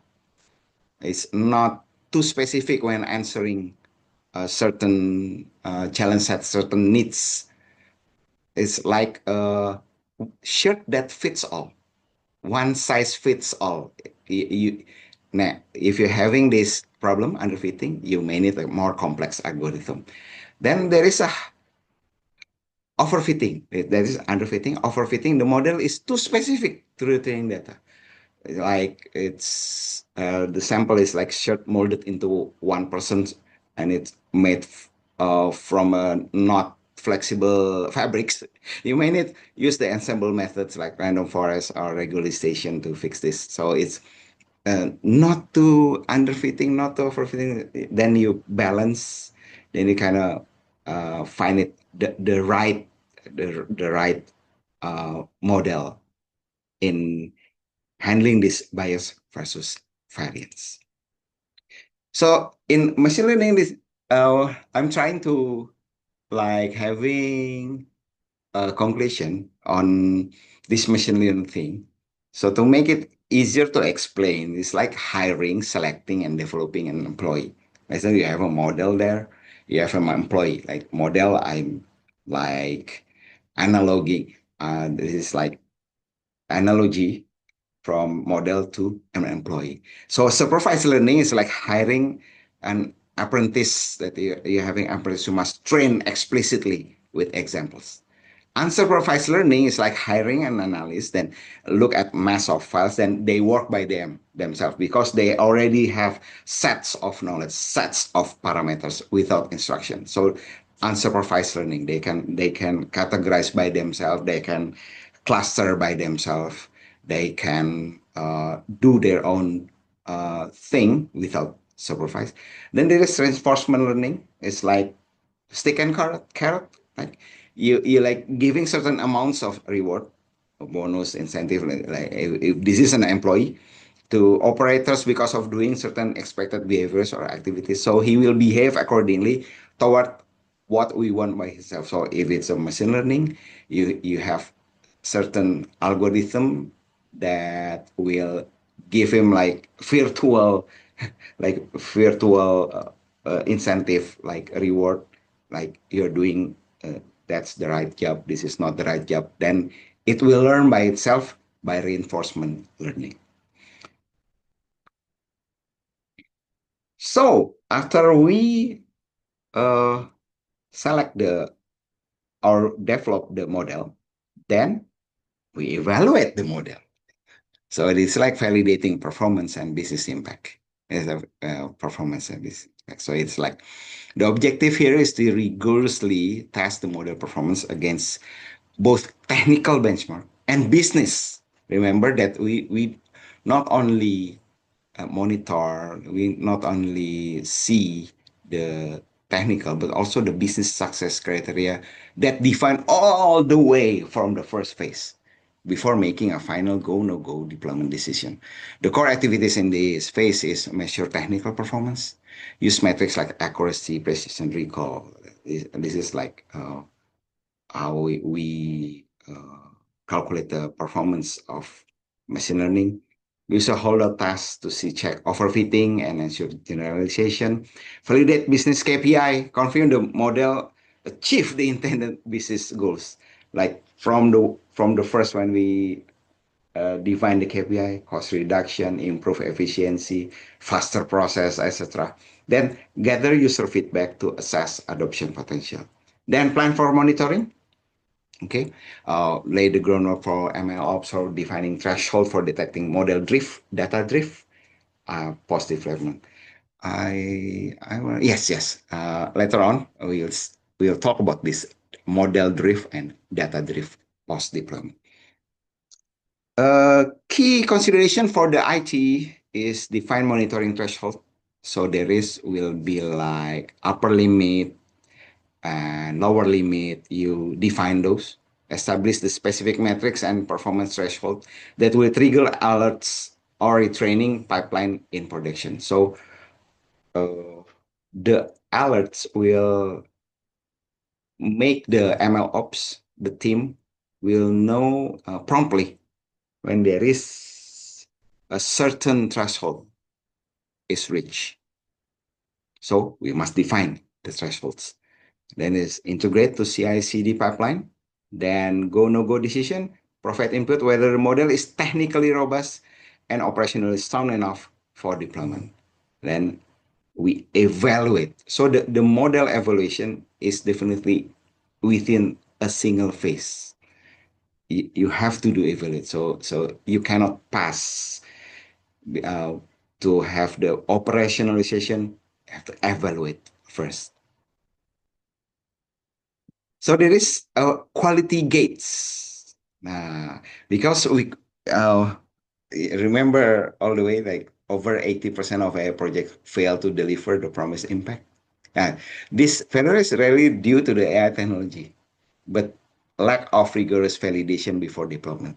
This is why model evaluation is non-negotiable quality gates.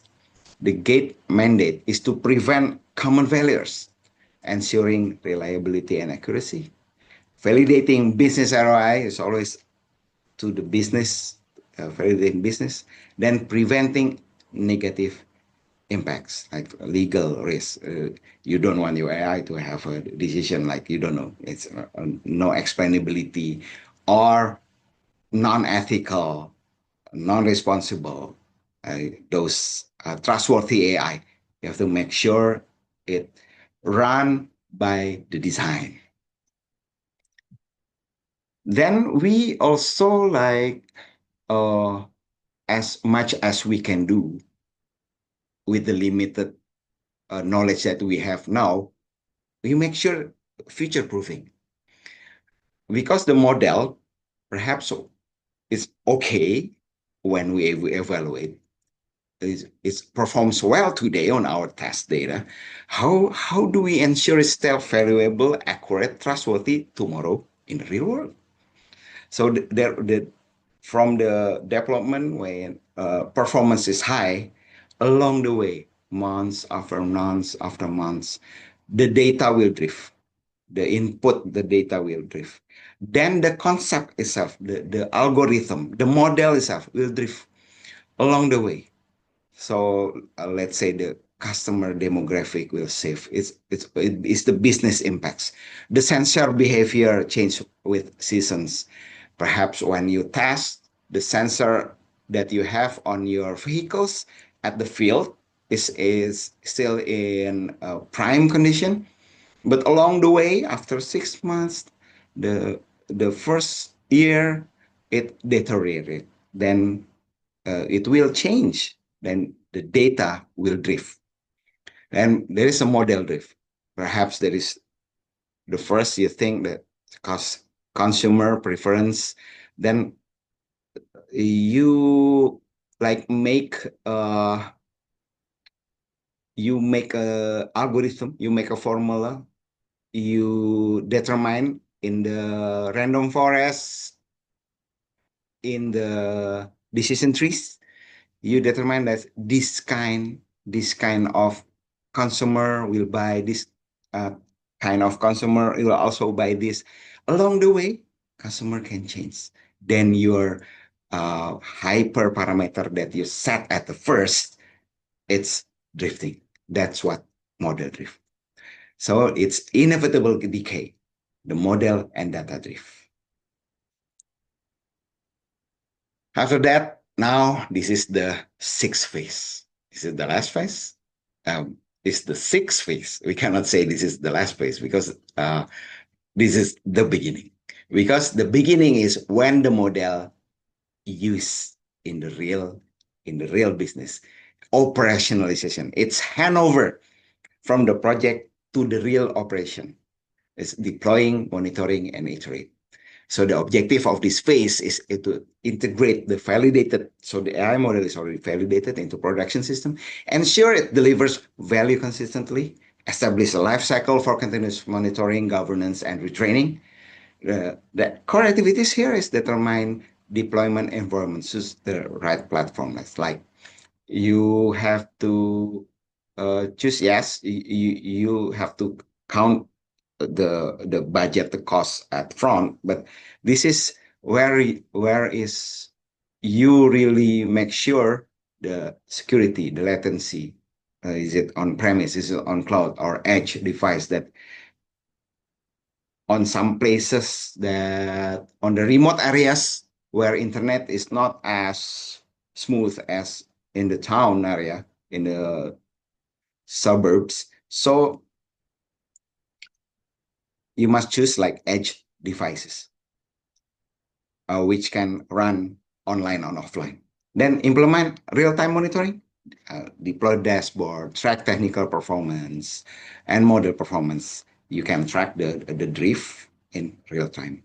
Then build versioning and retraining pipeline. Remember that, okay, this is just best practice. Perhaps the developers here have already know, yes, Ricky, we already know is that of the build versioning in the Git, in the server, in the production. Yeah, we are always have like the version 3, version 4, version 4B, version 5C. Yes, but this is very important in AI operationalization because we can, if we do versioning, we can uh, effectively iterate by iterating the right version that giving the best business and performance and retraining pipelines.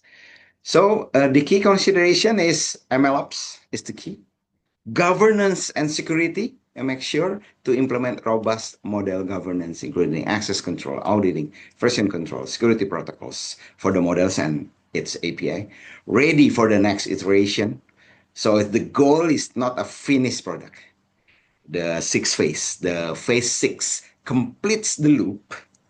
It's back again. It's back again. It's feeding performance data and new requirement back to phase 1 for continuous improvement. Then after the sixth, it will iterate. Then and you will think your business again. You'll back to understanding the business. Understanding the business. So the operationalization is where AI deliver on its promise. The four pillars are deployment architecture, lifecycle management, governance security, and continuous evolution. Make sure that ensure the model adapts and improve through systematic monitoring and retraining. So when you usually in a project, when you have done your coding, you build your feature, then you hand over to the operation, then phew, project done and is over. Now in AI, it's different because all the dynamic, all the of you know how fast is the AI, then you know also this data drift, the model drift. And this is not a feature project. This is not a code project. This is data project. And company is, as we know, having uh, lots of data, new data, streaming data, real-time data, new sales report, new performance. That's why the AI operationalization, it's always in continuous evolution, ensuring model adapts and improve through systematic monitoring and retraining. So the operationalization, the end, it's the beginning. It's the beginning of the next value cycle. It's the beginning of the next value cycle. Is the AI solution is never truly finished. Data, environments, and business requirement evolve. So must the solution. uh, Successful operationalization mark the end of one development iteration and the beginning of the next cycle of continuous improvement. So it's like a cycle. It's the insight gathered from the life model from the sixth phase become the critical input for refining the business understanding in the first phase. So the goal is not launch a model. The goal is not go live. The goal is to sustain value generating assets. Now, perhaps here is already a certified project. Perhaps you're thinking on taking, is it this PMI-CPMAI right for you? Okay. First, economically, if you become the member of PMI.org, then the member price is 460 and the full price is 360, and you don't need any prerequisites. You can like register and it's auto accepted. So you become eligible for the exam. Of course, if you fail the exam, you don't have the certification. You must pass the exam. So what exactly this PMI CPMII is to turn bold AI vision into clear, achievable project plans. So it'll help you to make where we start with this project. Yeah.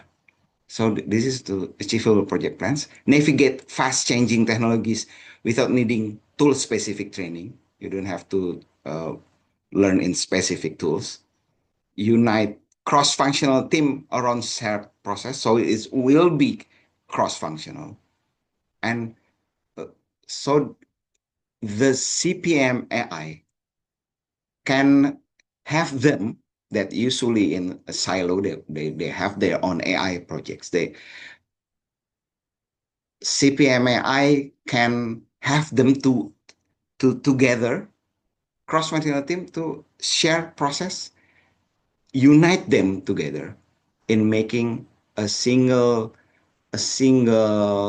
agreements on how we're gonna run these projects and deliver outcomes that are ethical, measurable, and built to withstand business scrutiny.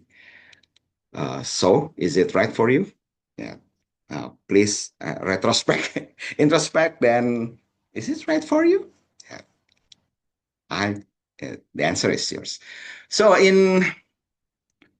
this is 6:41, or we will have like 15 minutes for question and answer. So, the adopting CPMAI, PMI-CPMAI, is building a culture of data-driven success. It's a data-centric success.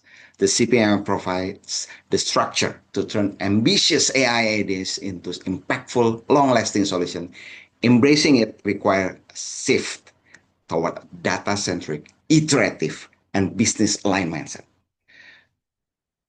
So these are the mindset that must have data centric. So it's not features, it's not about the coding, it's not about the application, it's about the data. And iterative is not about one shot. It's about you have to iterate and perfecting your data centric projects into more business aligned. So think it in iterations. This is a project, but this is a projects that in iteration.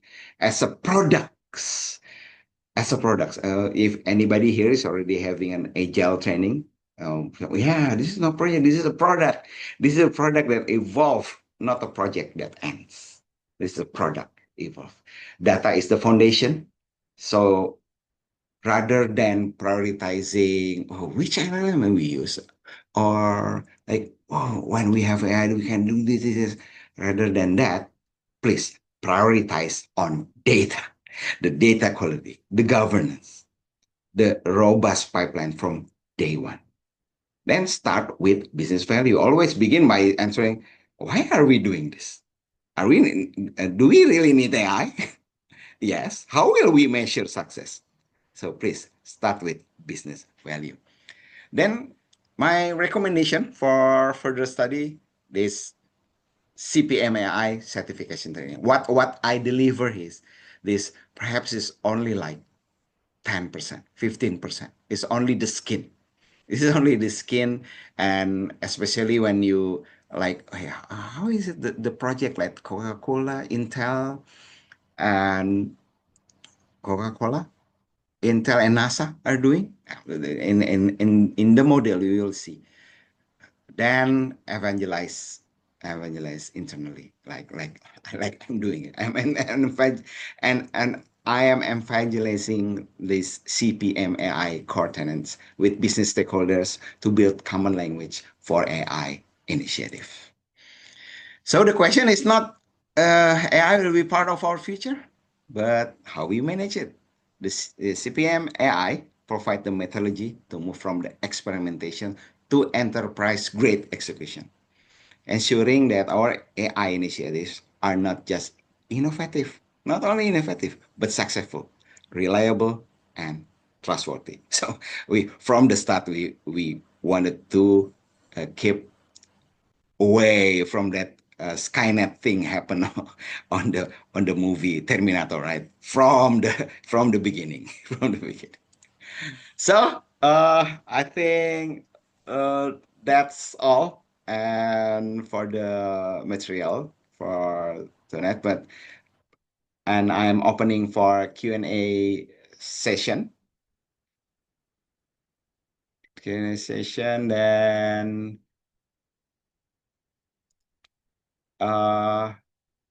Tika, could you help? Perhaps I'll just start the Q&A session, or Sure. yes. Sure, I'll help you. Yeah. Right. Okay. First question coming from Mr. Heribertus. In Okay. AI project governance, is it possible the data auditable? Please In answer. okay. Is it possible? Yes, of course. Of course. Because if you know the data dabok, yeah, there is a method. There is a method on how we make the data is auditable. Yes. The answer is yes. And especially in CPM AI, the governance, you have to build the governance. You have to, sorry, I will stop share here. Uh, okay. So yes, the answer is yes. It is auditable and it is uh, so the real homework is you have to make the governance.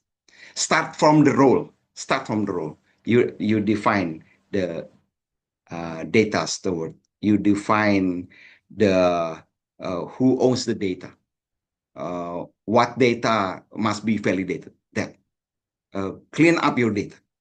You make the rules on how to use the data, the privacy, and who is the data custodian. Is usually who hold the data custodian is the IT guy, but uh, what level? Who really owns it? Is the business process owner? Who really owns it? That starts with governance. Then when you have governance, then you will have baseline. Then when you have baseline, then you can audit it because you can check, yeah, this is yes, this is no, this is yes or no. So auditable is basically have the standards, and the CPMAI help project to have a standards. But for more detail, you can use the data body of knowledge, the DABOK. Okay. I think that's for Heribertus. All right. Okay. Thank you for Thank the you. answer. Yeah. Thank you, Mr. Heribertus and Mr. Ricky. Next question coming from Miss Novelli. Okay. From an AI governance perspective, if this AI system makes a wrong or biased decision, Mhm. who is ultimately accountable and what mechanisms do we have to detect, intervene, and stop it before it impacts the business or stakeholders? Okay. That is a very good question, obviously. So this mostly that cannot be answered because when a company begin a project or program that involving an AI, that is not a thing from the beginning. That is not so, and that's become almost impossible to do that. So the real homework, like I said to Heribertus from the beginning, is you have to make the governance. And the governance is also determining who is the data steward, who is the data custodian, and who will responsible for what. Then make the model is transparent AI, like ethical AI, and explainable AI. So who is ultimately accountable?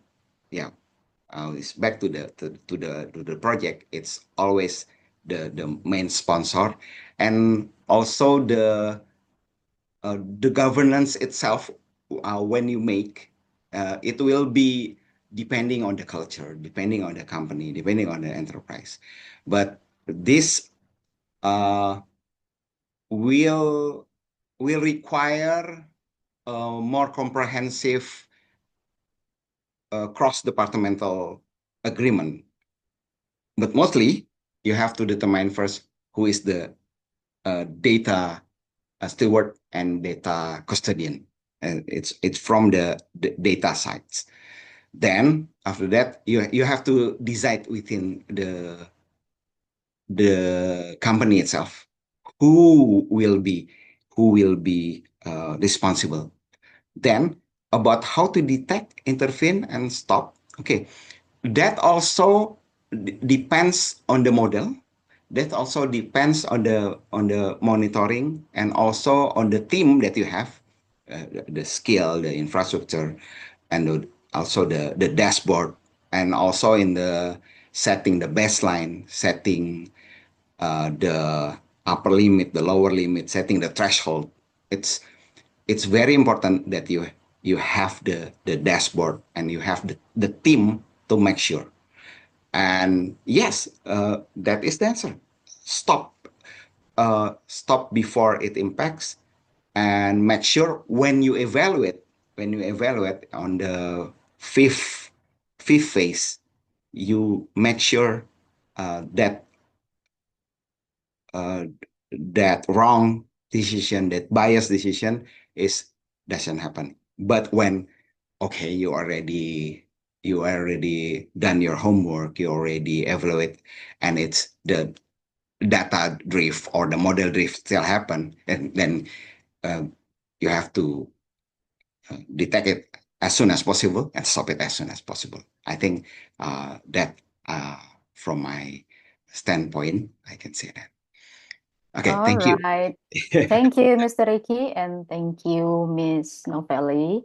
Thank you. Right, I see the most excited participant here, Mr. Ricky, because he's coming with 5 questions. Oh, Would okay. you like to answer one by one or all of them Okay. together? I will answer all of them. All right. So the Okay. first question, how long your preparation, whether studying, reading, or exercising before taking the exam of Okay. CPM AI? Okay. Number 2, what should we prepare for taking this CPM AI exam? Okay.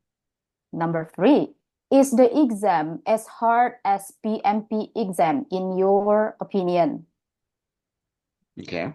Number 4, where do you take the exam? Person view, offline or Okay. online? Okay. Last one, what is the prospect job after we earn Oh, CPM okay. AI, especially in Jakarta? Jakarta. Okay. All right, please Thank you. answer. Yeah, thank you. Thank you. Thank you, Tika. Thank you, Okta. Okay, the first question, how long I'm preparing? Okay.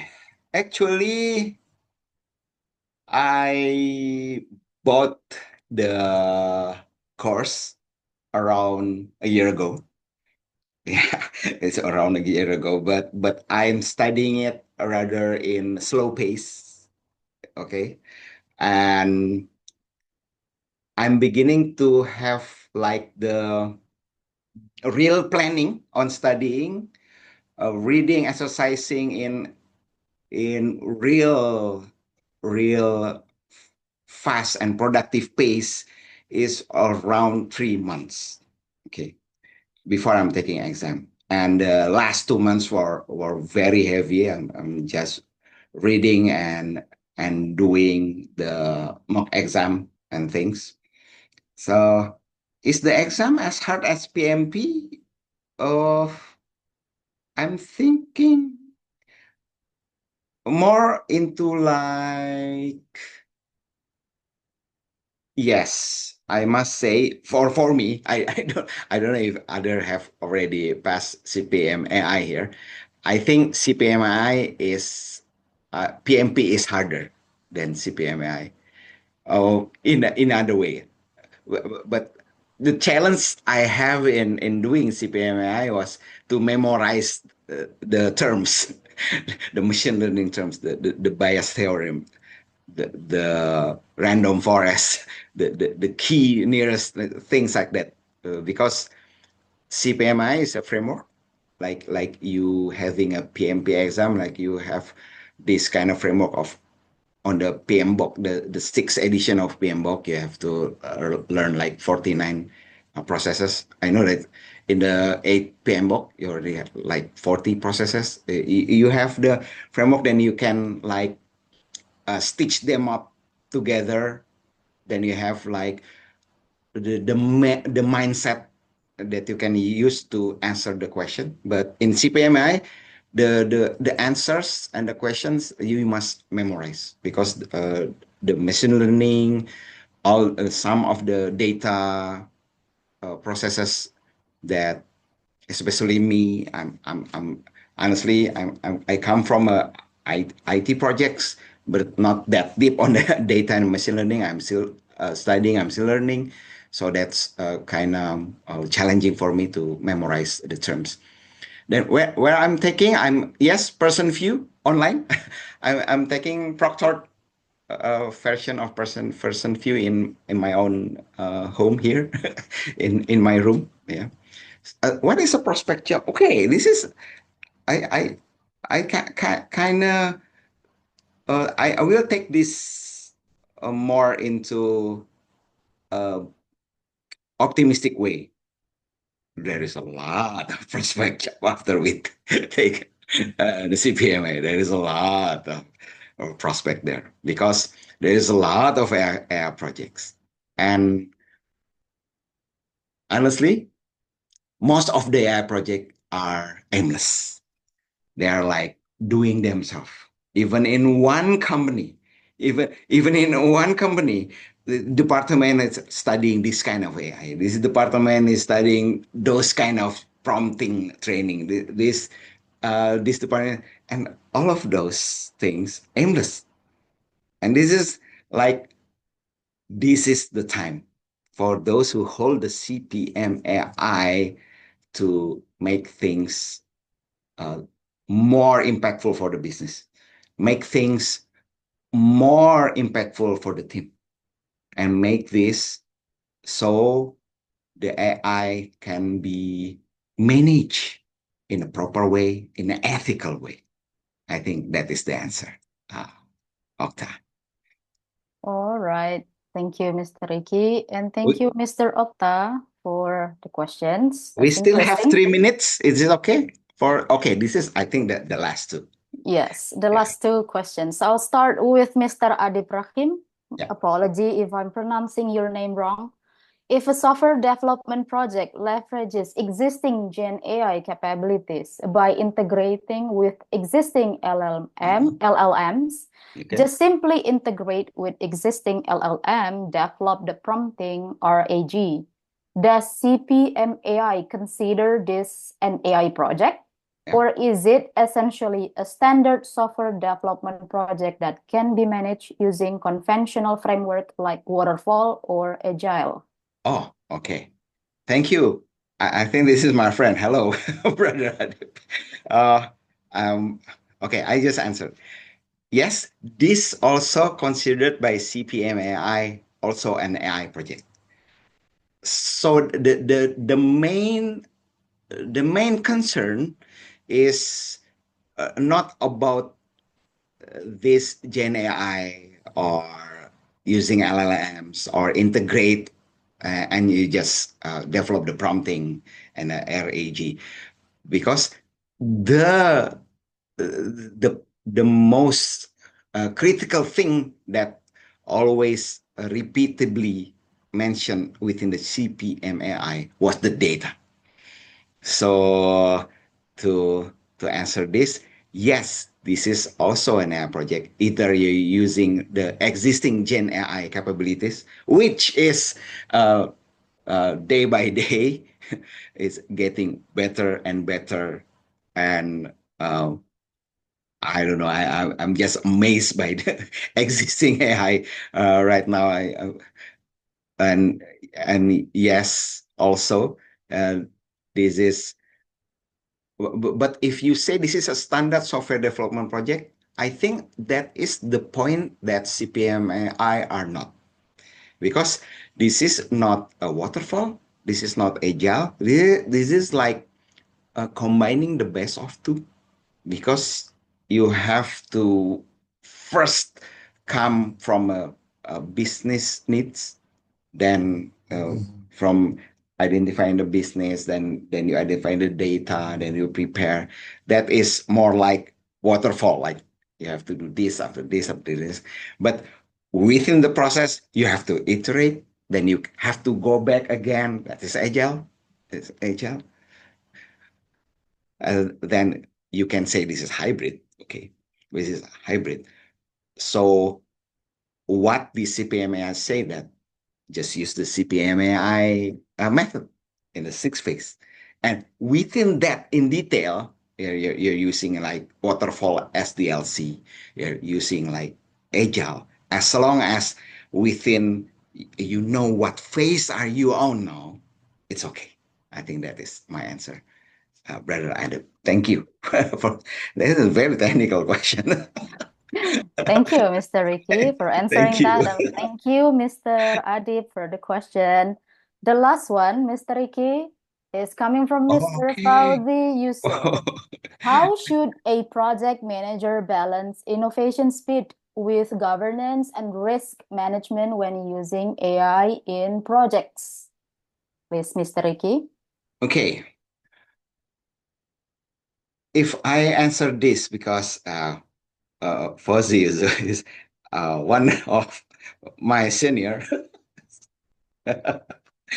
uh, okay, this is actually basic project management, but also when we're talking about with AI, the CPMAI always say, like, if you are having a decision, if you are thinking about go no go, if even one factor you cannot take, and it's okay, you have to go back. Okay, so in answering uh, Fauzi's question about how should a project manager balance innovation speed with governance and risk management when using AI in projects, I think from my point of view, for my understanding, for my limited understanding and my very limited experience in regarding this CPMAI, I think CPMAI put more into the governance and into the risk management rather than the speed, I think. Because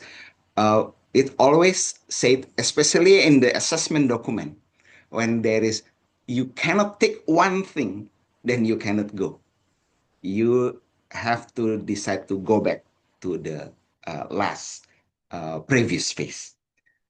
And in every phase is always said about the ethical, about the explainability, about the responsibility, about the making sure of data, and not just on having a launching, having a go live on the end, but to make sure every step data centric, every step ethical AI, every step, is it surely answering the business needs? So if I may take a short conclusion from that, I think the balance is more not into the speed, it's more into managing the governance and the managing and handling and responding to the risk in the AI projects. That is my answer. Thank you. All right. Thank you, Mr. Ricky, for answering the last question. And thank you, Mr. Fauzi Yusuf, for asking the question in this webinar. Um, Thank you very much, Mr. Ricky, again for this session and for addressing these 5 interesting questions from participants today. For me personally, this is a new topic, your insights on CPM AI and how it connects project management, AI, and business processes gave us a new understanding and clear perspective. We truly appreciate the time and effort you've taken in sharing practical insights along with real Thank you. examples like Thank you. Intel, NASA, and Coca-Cola with all of us. So before we move to the end and officially close this session, we would like to take a quick group photo. Oh, If you photo. are comfortable, you are welcome to turn on your camera and smile for the photo. Just a quick note, since we have a quite number of participants today, I'll be taking a few screenshots. Let's get ready. Is that special pose for us, Tika, or any kind of pose and smile? Sure, put the best smile today. Okay. All right, I will count down. 1, 2, 3, Right, wait a sec. Okay, I have the. All right, it's only one slide, luckily. So if you have another pose, feel free to do it. I'll take another one. Right. 1, 2, 3. All right. All right. Okay. So, all right, we are done. Thank you, everyone. Thank you again, Mr. Ricky. Best of luck for your future endeavors. Thank you to everyone, especially for Mr. Heribertus, Miss Novelli, Mr. Okta Sumahendra, Mr. Adip Rakim, Mr. Fauzi Yusuf, for all those interesting questions, and everyone who took the time to join and participate in today's session. We truly appreciate your presence and attention. That brings us to the end of today's sharing session. I will Okay. end this meeting. Have a great Can I day. give a Sure. last message? Okay. Okay. I'd like to thank you. I really appreciate in this time that you for your time, for your attention, for your thoughtful participation, for your question. I really thank you. So, if I may take away from this today's managing AI initiative require more than just tailoring waterfall, agile, or hybrid. It requires a structured that data-centric. It's not just I'm a member of this community, the data enthusiast, but this is really data-centric. Garbage in, garbage out. So please take care of your data, please. This and business focused. Please back to the business, please. You're creating a project, yes, but not for cool factor but for business. And so this is precisely the gap that PMI-CPMAI certification is designed to address. I hope this review, this short sharing that I've given has helped perhaps you better understand the purpose, value, practical relevance to CPMAI, whether we are considering the certification or it's just simply looking to this more new knowledge, capability in managing AI-related projects. Thank you once again. Thank you, Tika. and You're and welcome. I wish you all continued success in your professional journey. Till we meet again and have a very pleasant day. Thank you. Yeah, bye. Thank you, Thank you, Ricky. Thank everyone. you. Bye bye. Thank you, everybody. Thank you.